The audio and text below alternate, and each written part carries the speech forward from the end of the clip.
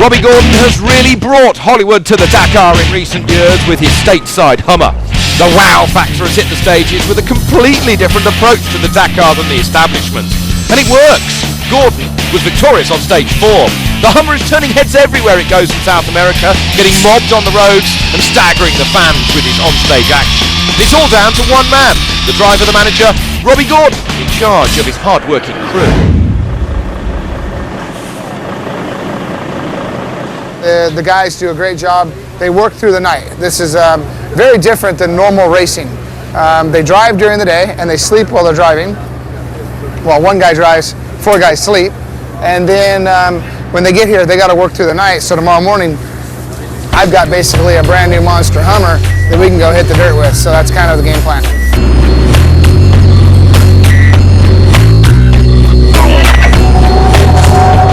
Is your truck clean? All right, cool. Oh, yeah, perfect. All right. Please. You know, it's got room for 3 guys to sit fairly relaxed with the harnesses and move on down the road. So I think our support truck's probably some of the nicest in the bivouac at this time of day. We'll go out in the back. We've got an area for everybody to kind of change their clothes, get situated. Small little kitchen area, and through the bathroom.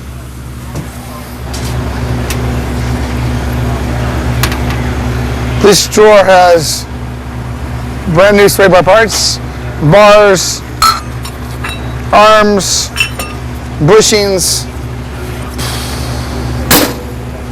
I bet these are $1 million a piece. Is it all a bit of a show? Is it all a bit swanky?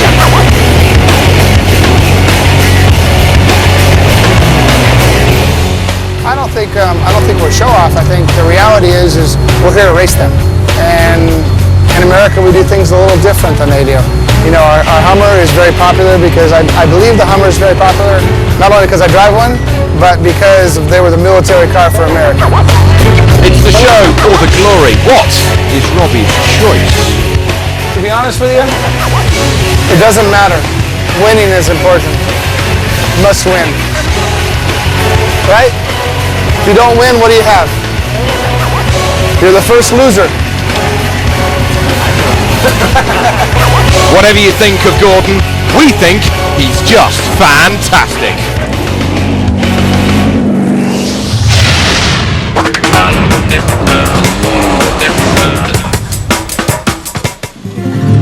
Stage 6, leaving Antofagasta to Iquique, and quiet times momentarily at the stage start. Mark Miller, who was victorious 24 hours earlier, just making sure everything was okay. Gerland Shishirit, Carlos Sainz all having a bit of a doze momentarily.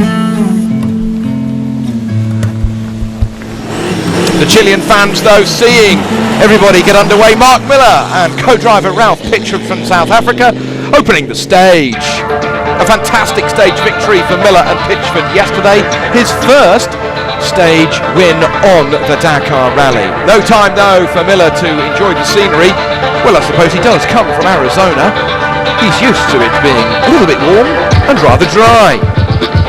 Now, Stefan Perrahansel lost nearly 2¼ hours 24 hours ago after having prop shaft problems on his BMW X3. And on board with Perrahansel, with Jean-Paul Cotteret, once more giving you some idea of what the battering is like for these guys out there in the desert on this Dakar Rally. They made a rocket start, and on the stage they were in touch, soon leading the stage. And by the time they came to the stage finish, Perrahansel was victorious, but only just under a minute ahead of the rest of the field. Perrahansel has got some catching up to do. He's on the bubble of the top 10, but he's 2 hours back.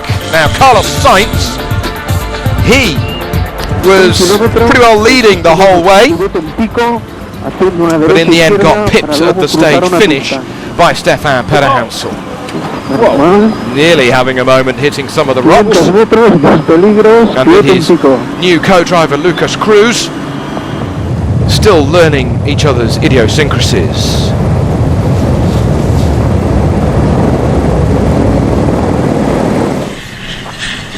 Mark Miller, third on today's stage, but losing 9 minutes to Peter Hansel. He won't be so worried about that, but Mark Miller has only lost 47 seconds to Carlos Sainz.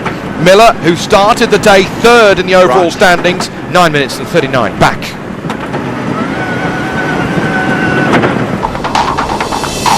So it's a Volkswagen 1, 2 and 3 as we reach this stage 6. Which Volkswagen is it going to be? Or will Robbie Gordon manage to leapfrog all three of them and end up by being victorious? Nasser Al-Attiyah second as he started today's stage, but Al-Attiyah didn't have a good day. He had some punches towards the end of yesterday afternoon stage, but losing 11 minutes to his major rivals today. Now here is Robbie Gordon, and Robbie, it's his kind of stage, just as it was yesterday. He had a belt pop up and he also had a navigational problem, so he could easily have been victorious yesterday.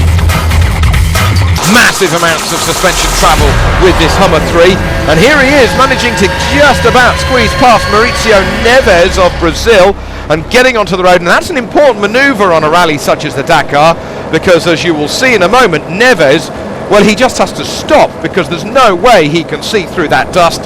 Gordon has the advantage. Gordon, though, unfortunately, he lost some time in the stage. Another 50 minutes gone.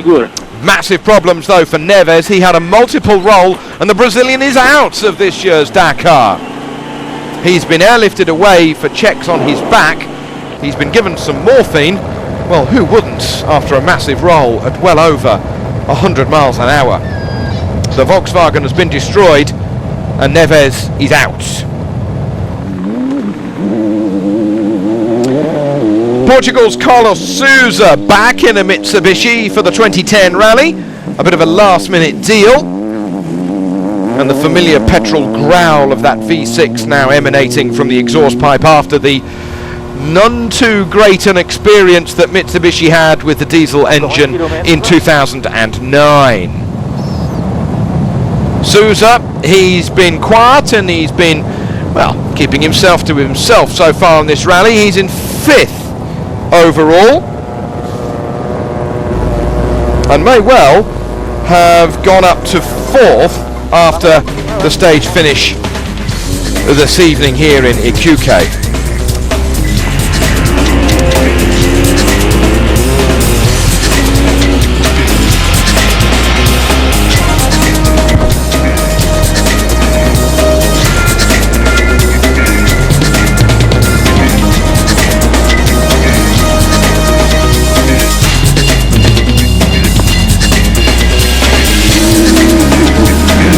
Sousa having a good run. He's been a stage winner before, but his teammates Spinelli, sister Mitsubishi from the JMB Stradale squad. He has also had a good run here today inside the top 10, and so has Leonard Nowiński. He lost a massive amount of time early on, such as he did 12 months ago, but he managed to claw his way back. Now, leader of the early part of the stage was BJ Baldwin in the Hummer, the sister machine to that of Robbie Gordon. Kellen Walsh alongside him. They were doing well, and they are really getting into the groove now.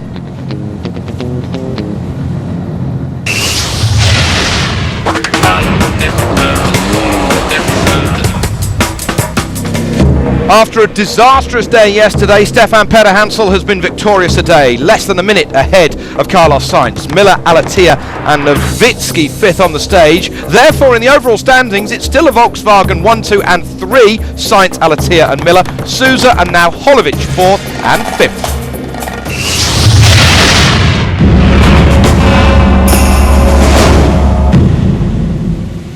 Stage 6 for the trucks underway, moving from Antofagasta to Iquique, the most northerly parts of this year's Dakar rally, a lot farther north than we were 12 months ago. The scenery stunning nonetheless. The Kamaz trucks were cutting the corners, trying to save precious millimetres, let alone inches, as they charged through the 418 kilometre long timed special stage.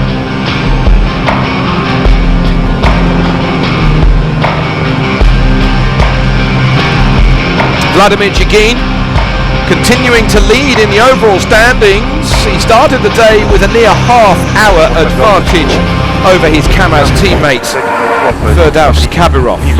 On board with these guys, it's not quite as frantic as it is in the cars. Obviously the pace not quite the same, but you can see the angle as this truck runs down the side of that mountain.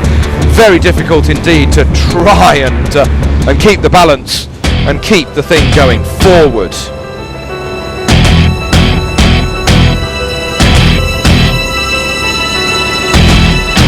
Jagin and Kabirov in touch as they made their charge into the QK. Ilgizar Mardev also not far away.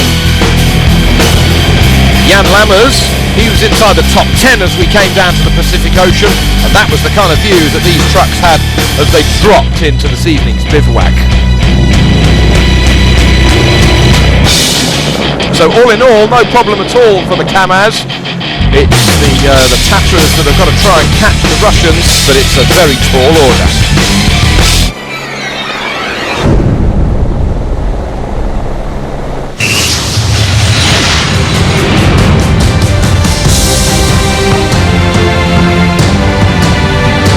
Tomorrow it's stage 7 from QK. We head back south down to Antofagasta. It's the rally's biggest stage, and it is really going to sort out the men from the boys before the rest day the day after.